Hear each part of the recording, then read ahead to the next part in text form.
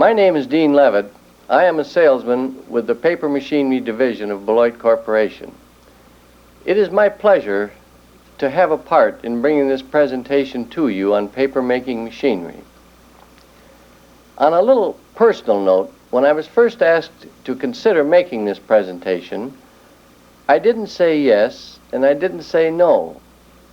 Now, I didn't say no because it sounded like a very worthwhile and interesting project. And I didn't say yes because, quite frankly, I was very apprehensive of undertaking such a big and important project. I feel, before we begin this orientation session, a brief history of Beloit Corporation would be in order. Beloit, Wisconsin is the international headquarters for the Beloit Group, one of the world's leading designers and manufacturers of systems and equipment for the pulp and paper industry. The company was started in 1858 on this present site and was known as the O.E. Merrill Company and made, among other things, parts for paper machines for the many paper mills located along the Rock River. You will notice the mill race, which ran just to the west of where the red brick office building stands today. In 1872, the company reorganized as the Merrill and Houston Works. This company was again reorganized about 2 years later as the Beloit Iron Works. At that time, the shop force numbered 7 men. In 1889, the company announced that they were employing 100 people and had added a lot of machinery and enlarged the plant. Between 1860 and 1900, the Beloit Iron Works had delivered over 100 paper machines. Here is a Ford Rainier that was manufactured at that time. In 1952, Beloit was a single plant unit located in Beloit, Wisconsin. In 1960, the name of the company was changed to Beloit Corporation. From this somewhat humble beginning, the Beloit Group today is a worldwide organization made up of Beloit Corporation and its affiliate companies serving Beloit customers from 14 strategically located manufacturing centers in the world's key market areas. Manufacturing space has grown to a worldwide total of over 4 million square feet, while employment is now about 8,000 worldwide. The machines that have been delivered from all Beloit facilities at this present time numbers over 735. In the United States, 2 large manufacturing plants in Beloit, Wisconsin, and the Black Hawk plant in Rockton, Illinois, produce complete paper-making machines. A full range of process equipment for pulp and stock preparation systems is produced at Beloit Jones Division in Dalton, Massachusetts. Nearby, in Lenox, Massachusetts, Lenox Machine Company manufactures paper winding and sheeting equipment. Wheeler Roll Division in Kalamazoo, Michigan produces a wide range of filled rolls for super calendars as well as specialty rolls. Rubber and polymer roll covers, rubber blankets, and linings for the paper and textile industries are produced by Beloit Manhattan Division plants in Mississippi, Pennsylvania, South Carolina, Washington, and Wisconsin. Raider Companies Incorporated is located in Portland, Oregon. Chip handling and processing systems equipment are produced here. In the Canadian province of Quebec, Beloit Canada produces complete paper machines and paper converting machinery. Woodroom and pulp mill equipment are also produced. This is the sales and engineering office located at Point Claire. The full range of pulp and paper making equipment, processes, and systems is manufactured in England by Beloit Walmsley's Limited and in Italy by Beloit Italia. Another Beloit Group manufacturing plant is located in Brazil. This plant provides Beloit products and services to the worldwide market. In addition to its proprietary plants and offices, Beloit can also supply the equipment and services of the Beloit Group from its licensed manufacturing sources in Australia, Japan, also India, and Poland. At two major research centers in the USA and one in England, Beloit research specialists investigate every facet of paper making, from the micro-world of cellulose fibers to the development of modern, energy-efficient machines.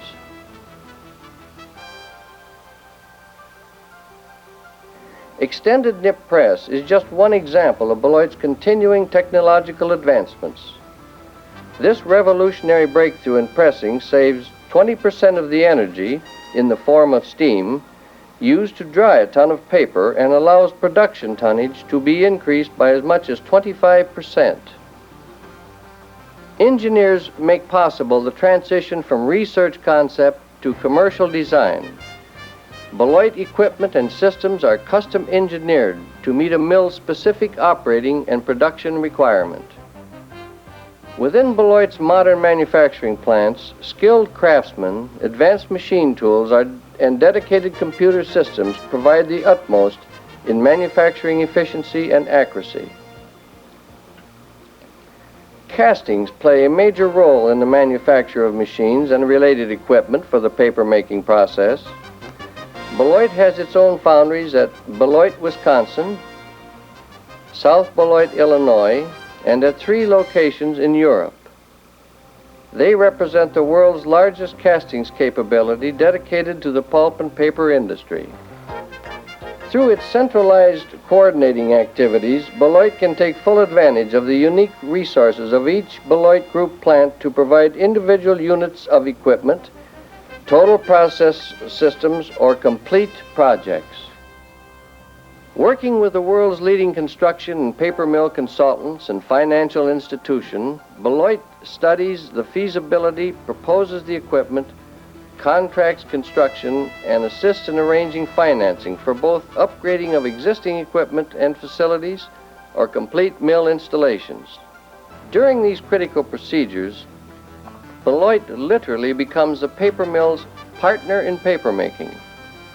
The Beloit Group's common goal is to provide the most technologically advanced and highest quality products and processes for the pulp and paper industry. It is impossible to discuss the paper machine without considering the subject of paper. In virtually every place imaginable, you find paper. Like other everyday commodities, we often take paper for granted, never stopping to wonder how it is produced. It is interesting to note that the Chinese were first credited with making paper, and yet they use only about 12 pounds per year per person, and we, in the United States, use approximately 600 pounds per person. It is somewhat difficult to simplify this type of orientation, recognizing the complexity of the paper machine and the variety of arrangements and paper grades. For instance, you will recognize this as tissue and toweling grades of paper. They are produced on what is known as a Yankee machine, as shown here. These papers are known as groundwood grades, consisting of newsprint, telephone directory, and direct mailing pieces. These grades are produced on this typical newsprint machine. Notice the difference in machine length and the number of individual dryers. These grades are bond and writing grades. The machine they are produced on looks similar to a newsprint machine, but has minor changes to produce a higher quality sheet. Here we see examples of the best coated grade papers. These grades are used in some of your favorite magazines. Once again, there will be some modifications in the machine which produces these grades. Now, if we haven't confused you enough, there are also the board grades for packaging materials, as seen here. These board grades are also used for packaging appliances such as washers, dryers, electric stoves, toasters, and many other types of appliances. These board grades can be made on any number of machine configurations depending on the weight of board and the quality. Now that we have complicated this orientation, let's attempt to simplify it by taking a look at the process for converting trees into paper. Particularly, we will concentrate the discussion on the paper machine.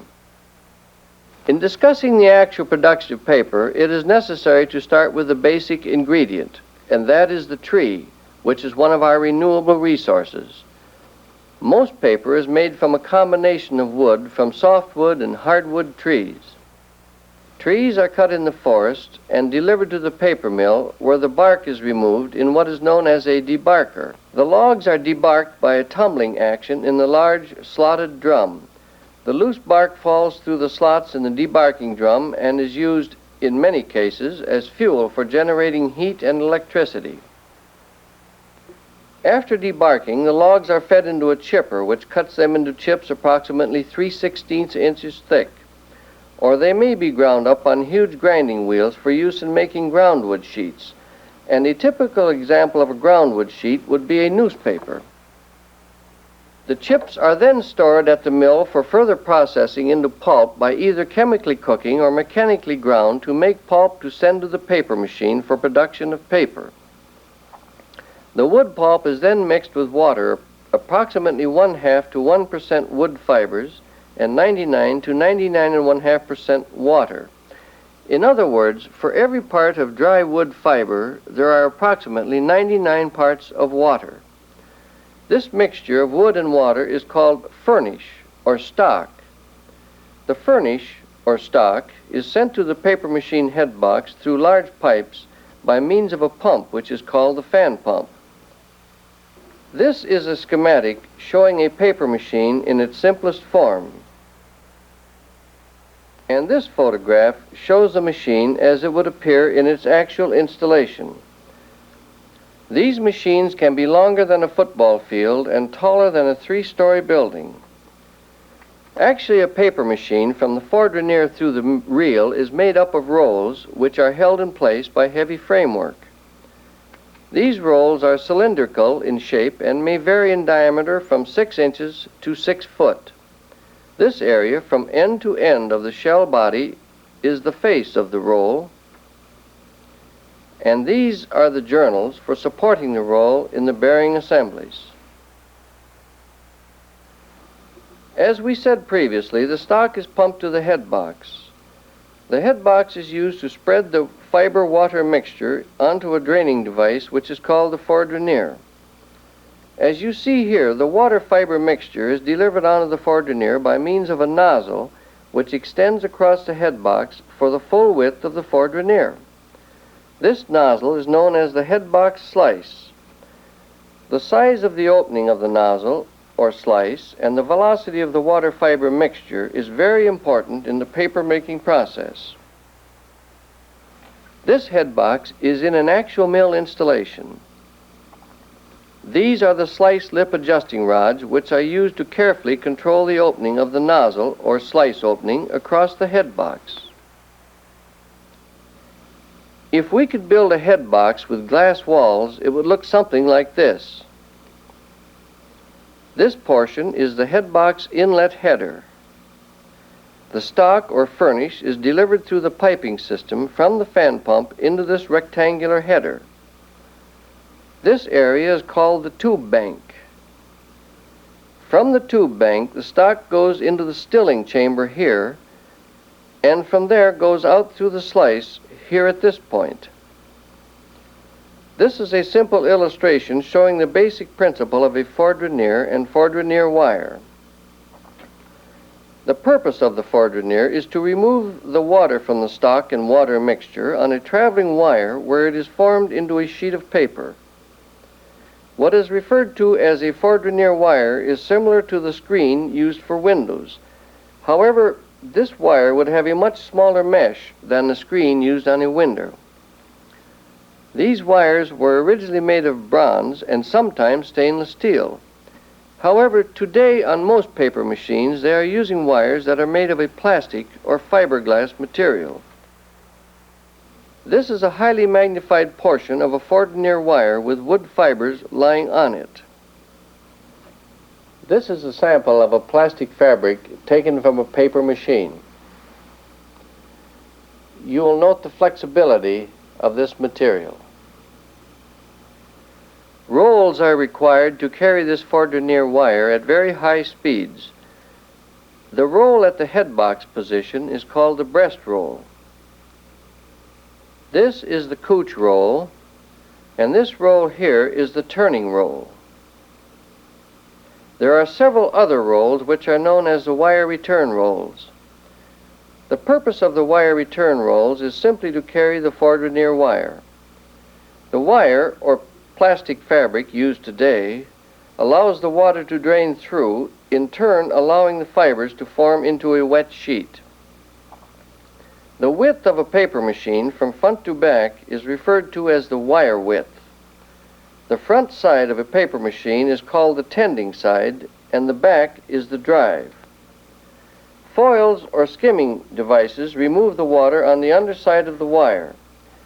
This water is then carried back into the system to be used over again. On tissue machines, this wire could be running at speeds up to and over 6,000 feet per minute. In order to have this endless belt wire run true and square, it is necessary that it be guided around the rolls. This guiding action is controlled by an automatic wire guide. The four-denier wire must also be kept at the proper tension. This tension is controlled through means of a wire stretcher and automatic tension device. The four-denier fabric wears out after a period of time and must be replaced. There are several methods for replacing the four-denier fabric. One shown here is called pit stringing. The fabric loop could be as long as 150 feet circumferentially, and of course extreme care must be taken not to damage it, because a fabric might cost the mill in the range of $50,000 to $100,000, depending on the size of the machine. As seen from the head box end of the four-denier, this is how a four-denier looks in a paper mill. Another way of draining water is both up and down, or by adding an upwards dewatering device. One such device is a Beloit bell bond former. The bell bond consists of a top shorter wire that comes in contact with the four-denier wire and sandwiches the sheet of paper between the two wires. This shows an actual installation of a bell bond former in a paper mill. For new high-speed machines, the forming device is called a bell bay. This device introduces the stock in an upward direction between two wires, allowing the water to drain in both directions. This is an installation in a paper mill of a bell bay former.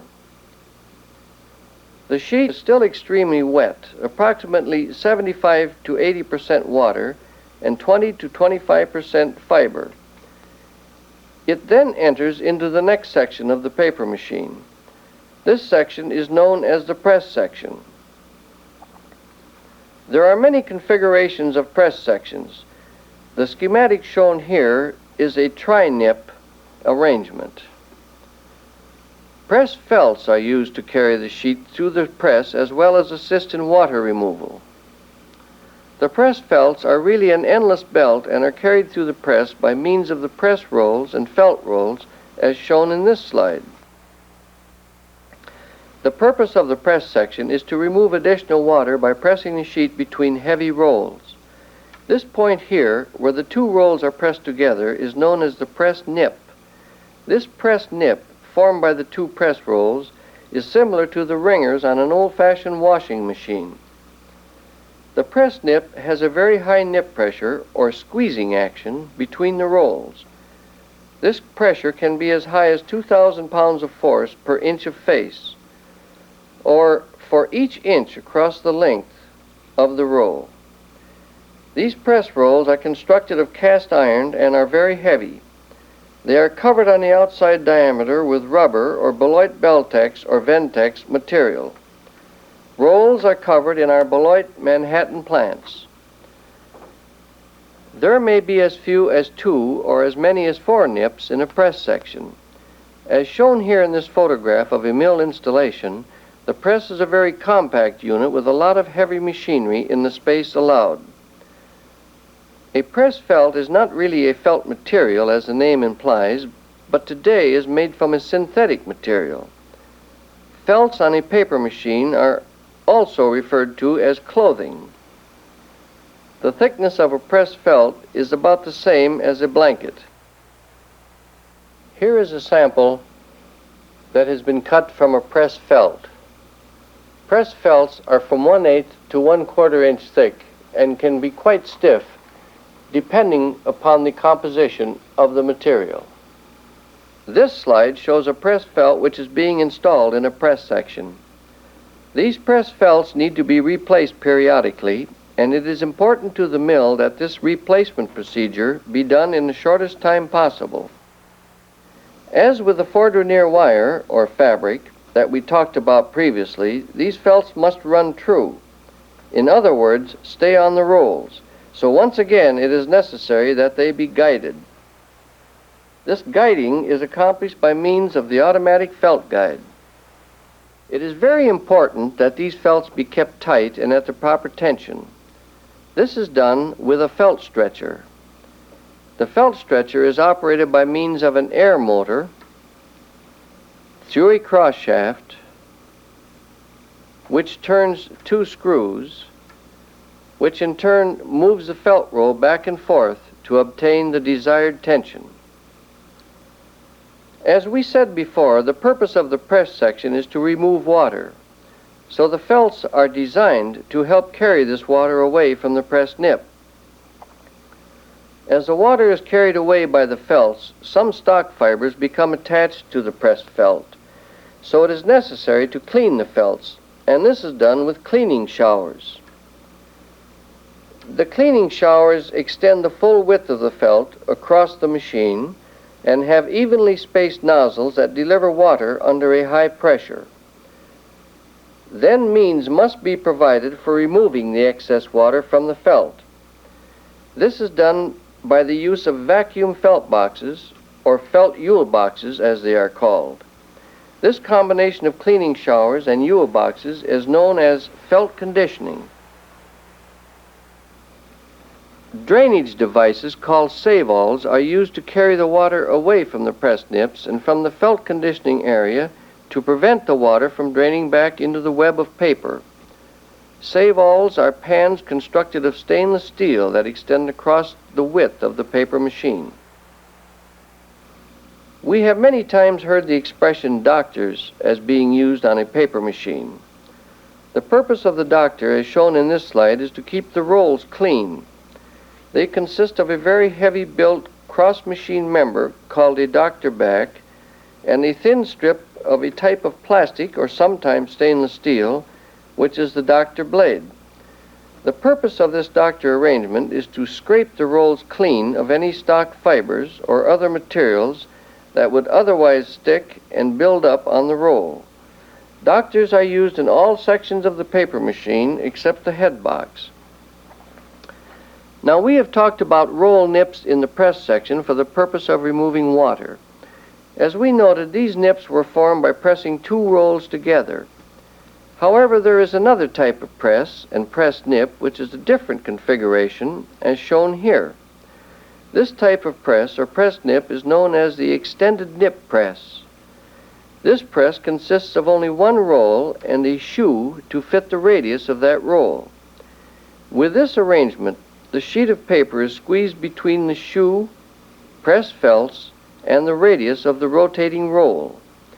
The name of this press, extended nip, comes from the fact that the distance or length of the nip itself is much longer than with a roll press. The length of the nip with our extended nip presses is 10 inches, and the length of a nip in a roll press would be approximately 1 1/2 to 2 inches. This is a mill installation of an extended nip press. Now that we have squeezed all the water that we can get out of the web of paper in the press section, we will go on to the next section of the paper machine. From the press section, felts, and paper rolls carry the sheet of paper into the dryer section, where it passes over heated drums to remove more water. These dryer drums are 5 foot or 6 foot in diameter, and in some cases, on older machines, 4 foot in diameter. We should mention when the sheet enters the dryer section, it consists of approximately 55 to 60% water and 40 to 45% stock fiber. So you can see these dryers have got a big job ahead of them because they must bring the sheet down to about 5% water and 95% stock fiber. This is a typical machine dryer section in a paper mill. You will note that there are pipes with other equipment which are connected to the end of the journal on each dryer. This equipment is known as the steam joints, which carry the steam into the dryers for heating them. There are also condensate joints connected to the journal at the other end of the dryer. These condensate joints are used for removing the water that is condensed from the steam from the dryers. This is a portion of the dryer section hood which will enclose the entire dryer section. The machine hood has doors which are raised, in this case, to allow accessibility for maintenance in the dryer section. The purpose of the hood is to control the airflow and air temperature in the dryer section. There are exhaust fans located in the top of the hood for exhausting the moist air to the atmosphere. The entire dryer section on a paper machine can be made up of 3, 4, or even more individual dryer sections. There are machines in operation today with more than 100 of these individual dryers on them. As shown in this schematic of an individual section of dryers, there are also felts and felt rolls. The purpose of the felt is to squeeze the sheet of paper tightly between the felt and the dryer, which improves the drying process in the dryer section. Unlike the felts in a press section, the dryer section felts are not an endless belt arrangement. After threading the felt around the dryers and felt rolls, the two ends of the felt are connected or seamed together. Here is a sample of a dryer felt. You can see the stiffness of this material. Also, the metal fasteners for seaming the two ends together. Felt manufacturers today have produced a method of seaming the two ends, eliminating this type of metal fastener. It is also necessary with a dryer felt to guide it to make it run true and also to keep proper tension. This is accomplished by means of an automatic felt guide and a felt stretcher similar to those used in the fourdrinier and press sections. In order to quickly thread the web of paper around each one of the dryers, as we said before, there may be over 100, and to do it quickly, it is important to have a simple system. This is known as the dryer section rope system, as shown in this slide. There are 2 ropes running together in grooves at the front ends of the dryer drums, which are used to transfer the sheet from section to section automatically. A narrow strip of the paper web, approximately 4 inches wide, is cut on the fourdrinier and is held between the pinching action of the 2 ropes. This narrow strip is very appropriately named the tail. After this narrow strip, or tail, is threaded through the entire machine, the sheet is gradually widened out to its full width. The widening of the sheet is done on the fourdrinier by means of a water jet that travels across the wire from front to back. This shows an artist's conception of the dryer section with the hood as seen from the end of the machine. If you recall our earlier schematic of a tissue machine, this is an exception to the machine dryer arrangement. Here we have only one large dryer with a hood. This dryer, the Yankee dryer, may be up to 18 feet in diameter and 25 feet long and is capable of drying a tissue sheet up to 6,500 feet per minute, which is about 73 miles per hour. Here is a Yankee dryer installation in a tissue mill. Many paper machines, such as those producing linerboard, use a breaker stack, which is located in between individual dryer sections. The main purposes of the breaker stack is to make the sheet smoother and maintain an even caliper, or thickness, across the width of the sheet. In order to have the best effect on the sheet of paper, it is located in a position in the dryer section at a point when the sheet is about 50% dried. The breaker stack is similar to a roll press in the press section in that it consists of two rolls pressed together to form a nip. Some grades of paper also require a size press between dryer sections. The purpose of the size press is to coat the sheet with a size coating to give better printability and smoothness. This shows schematically how the size press works. The sheet passes through a puddle of sizing material, with the excess being removed by the roll pressure at the nip. This is a size press installation in a paper mill. Now, after we have delivered the stock by means of the head box onto the fourdrinier, where we have formed the sheet and drained water, into the press section, where we have squeezed out all the water we could get, and then through the dryer section, where we have dried the sheet, we are ready to go into the next section of the paper machine. When the sheet leaves the dryer section, it is approximately 95% dry. In other words, there is only about 5% water left, and the remaining 95% is the stock fiber or the sheet of paper. When the sheet leaves the dryer section, it then enters the calendar stack, which is really a device for ironing the sheet. To give the desired finish or smoothness, the sheet, as shown here, passes between several roll nips of the calendar stack. The number of rolls and nips and the pressure applied is dependent on the final sheet that the customer requires. This is a calendar stack in a typical newsprint installation. Now that we have the sheet of paper produced through the various sections of the paper machine, we must have a means of winding it into a roll of paper. This winding operation is performed by the reel. The fully wound up roll of paper can be as large as 9 feet in diameter and in some cases over 30 feet long. The paper is reeled or rolled up on a reel spool. After the desired diameter of a roll of paper has been reached, it is necessary to cut or break the sheet and start a new reeling operation on another reel spool. This must be done without stopping the paper machine or slowing it down. Here is an empty reel spool in position to accept and start rolling up the sheet. After the sheet has started winding on the new or empty reel spool, the fully wound roll that you see here is removed. At that point, the new reel spool, which is now winding the sheet, is lowered into this position, which is known as the reel rail. In order to make the transfer of the sheet of paper from the fully wound roll to the waiting reel spool, they generally use a device which extends the full width across the sheet of paper, called a sheet breaker, and another device called a turn-up, for directing the sheet of paper around the waiting reel spool. After the sheet of paper has come off the paper machine and has been rolled up on the reel, another piece of equipment is needed to make this huge roll of paper usable for the paper mill's customers. This piece of equipment is the winder.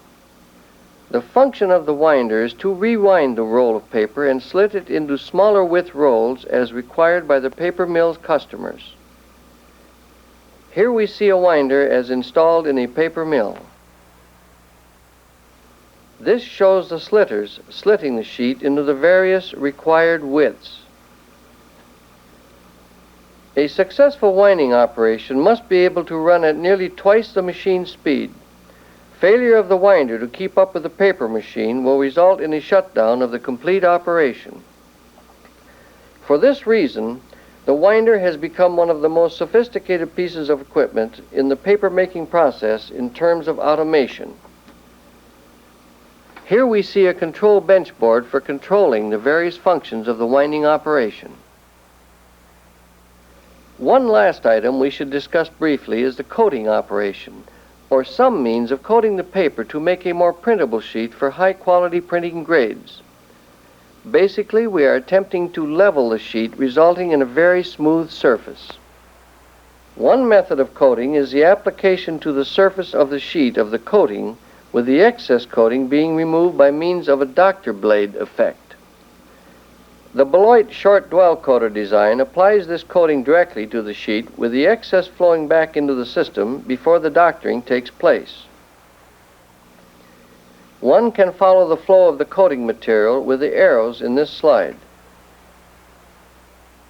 Finally, a quick look at the drive equipment which makes all this machinery go. Since the sheet stretches in the press section and shrinks in the dryer section, speed control is a major factor here, or being able to control the tension of the sheet as it passes through the machine. There are several types of paper machine drives.